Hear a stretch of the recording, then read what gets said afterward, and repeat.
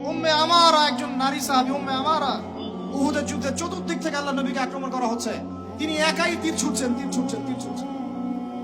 মহিলা সাহাবী, নারী সাহাবী, আমাদের নারী মেহেদি দেয় বসে বসে, তাও বয়ফ্রেন্ডের জন্য।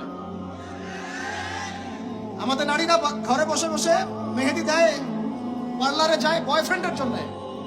আর উম্মে আমারা রাদিয়াল্লাহু আনহা, তাদের মতো সাহাবীরা জীবন দেন রাসূলের জন্য। স্বাধীনতা, এই যে তারা স্বাধীন, আল্লাহর দাসত্বের অধীনে তারা কাউকে পরোয়া করতেন না। তখন উম্মাহ ছিল স্বাধীন। আর কি, আর কার কয়জনের কথা বলবো আপনাদেরকে? মুসআব বিন উমাইর, বিখ্যাত সাহাবী, তরুণ সাহাবী, দায়ী মানুষ, এত দামি পারফিউম ইউজ করতেন, এটা এখনকার লাখ টাকা কোটি টাকার দাম হবে।